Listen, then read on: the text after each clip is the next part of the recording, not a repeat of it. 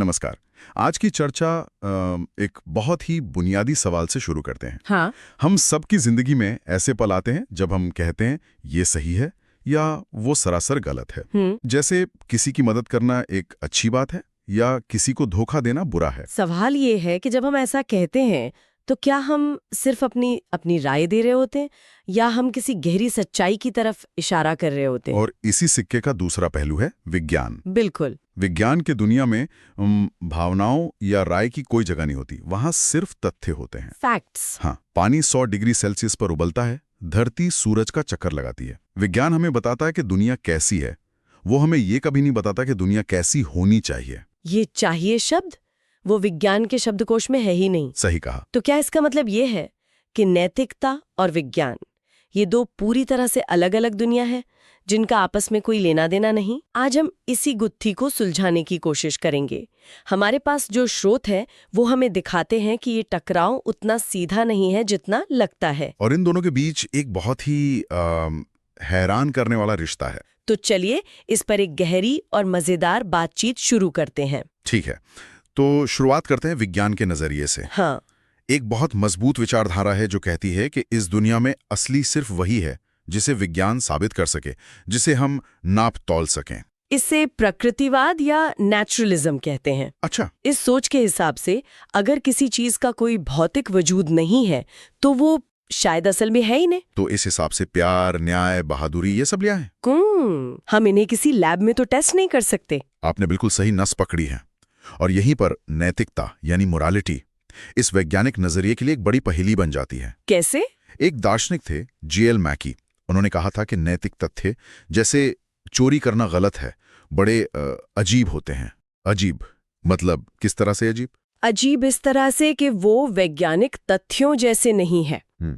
पानी उबलता है ये एक तथ्य है, ये आपको कुछ करने के लिए नहीं कहता। सही है। लेकिन चोरी करना गलत है ये सिर्फ एक जानकारी नहीं है, ये एक निर्देश है।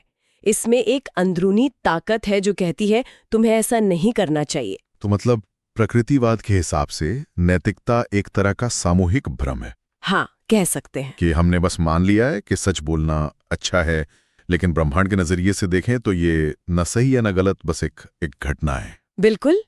एक प्रकृतिवादी कहेगा कि ये नियम हमने समाज को चलाने के लिए बनाए हैं, ये हमारी परवरिश और हमारी भावनाओं का नतीजा है। जैसे आपकी दादी कहती हैं, हमेशा सच बोलना चाहिए। वैज्ञानिक उनकी आवाज की फ्रीक्वेंसी नाप सकता है, उनके दिमाग में चल रही न्यूरल एक्टिविटी देख सकता है, पर वो पूरे ब्रह्मांड में कहीं सच्चाई वाला अच्छा कण नहीं ढूंढ सकता। तो उनके लिए ये कोई गहरी वस्तुनिष्ठ सच्चाई नहीं है। नहीं है। ठीक है, अगर ये कोई बाहरी सच्चाई नहीं है तो फिर इन नैतिक नियमों में इतनी ताकत कहाँ से आती है? हम क्यों महसूस करते हैं कि हमें कुछ करना चाहिए भले ही हमारा मन ना हो? यहीं पर कारण या रीजन का सवाल आता है ना? हाँ। और यहाँ दर्शन में दो बड़े खेमे हैं। पहला खेमा कहता है कि कोई भी चीज आपके लिए कुछ करने का कारण तभी बनती है जब वो आपकी किसी गहरी इच्छा या चाहत से जुड़ी हो। इसे आंतरिक कारण कहते हैं। बिल्कुल। मतलब अगर आपको लोगों की भलाई की कोई परवाह ही नहीं है तो किसी की मदद करो, ये आपके लिए कोई असली कारण नहीं है। वो बस एक सुझाव है जिसे आप नजरअंदाज कर सकते हैं। हाँ। एक मिनट, ये बात थोड़ी गड़बड़ लग रही है। मतलब अगर कोई इंसान बहुत क्रूर है और उसे दूसरों को तकलीफ देने में ही मजा आता है, तो क्या उसके लिए क्रूर नहीं होना चाहिए ये कोई कारण ही नहीं है? और ये एक बहुत मजबूत आलोचना है इस नजरिए की, और यही हमें दूसरे खेमे की तरफ ले जाता है जो बाहरी कारणों की बात करता है। अच्छा। ये नजरिया कहता है कि कुछ कारण आपकी इच्छाओं और भावनाओं से परे होते हैं, वो वस्तुनिष्ठ होते हैं, यानी सबके लिए सच होते हैं। जैसे किसी जलते हुए घर से बच्चे को बचाना एक मजबूत कारण है, चाहे बचाने वाले का मन हो या न हो, या वो उस बच्चे को जानता हो या न हो।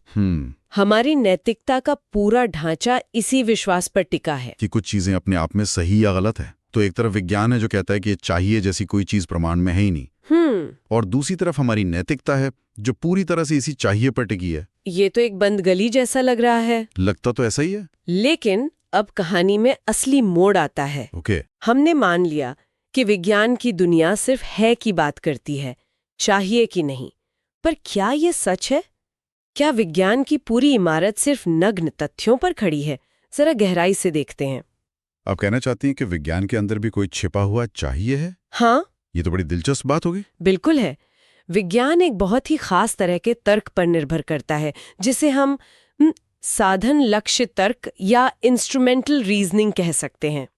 साधन लक्ष्य तर्क। इसका सीधा सा मतलब है, अगर आप कोई लक्ष्य हासिल करना चाहते हैं तो आपको उसे हासिल करने के सबसे असरदार तरीकों का इस्तेमाल करना चाहिए। एक उदाहरण दीजिए। मान लीजिए एक इंजीनियर का लक्ष्य है एक मजबूत पुल बनाना। ठीक है। विज्ञान और इंजीनियरिंग उसे बताएंगे, अगर आपको एक मजबूत पुल बनाना है तो आपको स्टील और कंक्रीट के इन सिद्धांतों का पालन करना चाहिए। अरे वाह, ये तो मैंने कभी ऐसे सोचा ही नहीं था। यहाँ भी चाहिए शब्द आ गया। आ गया। हम उस इंजीनियर को क्या कहेंगे जो पुल तो बनाना चाहता है लेकिन कहता है नहीं, मैं तो स्टील की जगह कागज और नूडल्स का इस्तेमाल करूंगा। हम उसे तर्कहीन यानी इरैशनल कहेंगे। बिल्कुल। हम कहेंगे कि वो एक गलती कर रहा है, वो अपने लक्ष्य को पाने का सही तरीका नहीं अपना रहा है। और यही इस पूरी चर्चा का केंद्र बिंदु है। अच्छा। तर्कसंगत बनो का ये जो नियम है, जिस पर पूरा विज्ञान और तकनीक टिकी है, ये खुद एक चाहिए वाला नियम है। मतलब वैज्ञानिक जब कहते हैं कि आपको सबूतों पर यकीन करना चाहिए तो वो खुद एक नैतिक बयान दे रहे हैं ना। हाँ, वो ये नहीं कह रहे कि सबूत पर यकीन करना एक तथ्य है, बल्कि ये कि ऐसा करना सही है, ऐसा करना चाहिए। एकदम सही। ये चाहिए कोई भौतिक चीज नहीं है जिसे हम माइक्रोस्कोप के नीचे देख सकें। इसकी भी एक अपनी सत्ता, एक अपनी ताकत है जो आपको एक खास तरीके से सोचने पर मजबूर करती है। तो ऐसा लगता है कि विज्ञान भी उसी तरह के एक चाहिए की नाव पर सवार है, जिसे वो नैतिकता की दुनिया में देखकर नकार देता है। तो इसका मतलब ये हुआ कि विज्ञान का तर्क और नैतिकता के नियम दोनों ही एक तरह की सत्ता या अथॉरिटी पर टिके हैं। हाँ। एक कहता है तर्क संगत होना चाहिए और दूसरा कहता है दयालु होना चाहिए। पर इस सत्ता आती कहाँ से है? क्या ये बस हमारे दिमाग की उपज है या ये हमसे बाहर दुनिया में सच में मौजूद है? यहाँ भी वही दो पुराने नजरिए सामने आते हैं, लेकिन अब एक नए रूप में। ओके। पहला है मनोसामाजिक सत्ता का विचार। ये वही प्रकृतिवादी नजरिया है।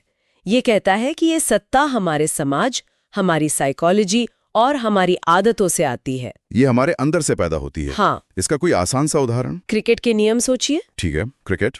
LBW का नियम मैदान पर एक सत्ता रखता है, एक अथॉरिटी है। लेकिन क्यों? क्योंकि हम सबने उसे माना है। बिल्कुल, क्योंकि खिलाड़ियों, अंपायरों और दर्शकों, हम सब ने मिलकर इसे माना है।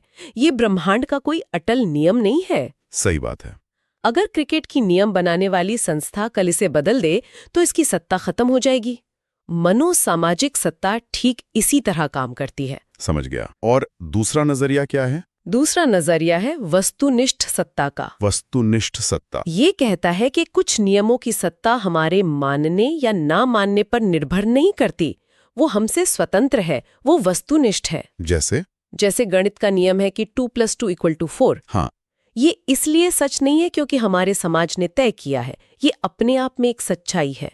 ये नजरिया कहता है कि किसी बेगुनाह को तकलीफ नहीं पहुंचानी चाहिए, जैसा नैतिक नियम भी इसी तरह की एक वस्तुनिष्ठ सच्चाई है। और अब मुझे वो चौंकाने वाला कनेक्शन दिख रहा है। बताइए। विज्ञान तर्क संगता को कैसे देखता है?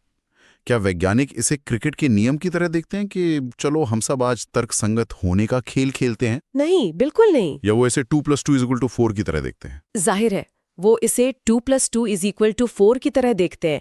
कोई भी वैज्ञानिक ये नहीं कहता कि तर्क संगत होना बस हमारी एक आदत है।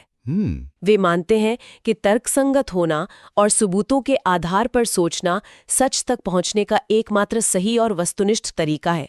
ये एक सार्वभौमिक नियम है। तो विज्ञान का तर्क के प्रति जो समर्पण है वो असल में वस्तुनिष्ठ सत्ता में एक गहरा विश्वास है। हाँ। तो जहां से हमने बात शुरू की थी वो तस्वीर अब पूरी तरह पलट गई है। बिल्कुल। हमने शुरू किया था इस टकराव से कि विज्ञान तथ्यों की बात करता है और नैतिकता मूल्यों की। विज्ञान की दुनिया में चाहिए के लिए कोई जगह नहीं थी। लेकिन अब ऐसा लग रहा है कि विज्ञान के तर्क की नींव भी एक वस्तुनिष्ठ चाहिए पर ही रखी हुई है। बिल्कुल। अगर हम पूरी बातचीत को समेटें तो पहला, वैज्ञानिक विश्व दृष्टि नैतिकता को ये कहकर खारिज करती है कि नैतिक तथ्य अजीब होते हैं और उन्हें साबित नहीं किया जा सकता। सही। दूसरा, ये हमें कारण और उसकी सत्ता के स्रोत के बारे में सोचने पर मजबूर करता है। और तीसरा, सबसे बड़ा मोड़ ये है कि विज्ञान खुद एक ऐसे चाहिए पर निर्भर है, तर्कसंगत होना चाहिए, जो खुद वैज्ञानिक नहीं बल्कि एक मूल्य है। तो इसका ये मतलब नहीं निकालना चाहिए कि नैतिकता विज्ञान द्वारा साबित हो गई है। नहीं, वो मतलब नहीं है। मुद्दा ये है कि विज्ञान का नैतिकता को सिर्फ इसलिए खारिज कर देना कि उसके नियम भौतिक नहीं है, एक तरह की बेईमानी लगती है। हाँ, एक तरह से। क्योंकि विज्ञान के अपने सबसे बुनियादी नियम जैसे तर्कसंगतता का नियम भी भौतिक नहीं है। दोनों एक ही तरह की गैर भौतिक सतह पर निर्भर लगते हैं। ये एक तरह से दोनों को एक ही धरातल पर ले आता है। हाँ, और ये विज्ञान को याद दिलाता है कि वो भी मूल्यों से मुक्त नहीं है। विज्ञान दुनिया को वैसे ही देखने का दावा करता है जैसी वो है, लेकिन ऐसा करने के लिए उसे पहले से ये मानना पड़ता है कि दुनिया को एक खास तरीके से देखना चाहिए, यानी तार्किक रूप से। और ये हमें आज के अंतिम विचार पर लाता है। अगर वैज्ञानिक तर्क और नैतिक तर्क दोनों एक ही तरह की वस्तुनिष्ठ सत्ता में विश्वास पर आधारित हैं, तो क्या हमें नैतिक असहमतियों को भी उसी गंभीरता से नहीं लेना चाहिए जैसे हम वैज्ञानिक असहमतियों को लेते हैं? ये बहुत अच्छा सवाल है। अक्सर हम नैतिक बहसों को ये तो अपनी अपनी सोच है कहकर खत्म कर देते हैं, लेकिन वैज्ञानिक बहसों में हम एक सही जवाब खोजने की उम्मीद करते हैं। सही बात है। शायद हमें दोनों ही क्षेत्रों में सच्चाई की खोज को उतनी ही गंभीरता से लेना चाहिए। तो ये विश्लेषण कैसा लगा?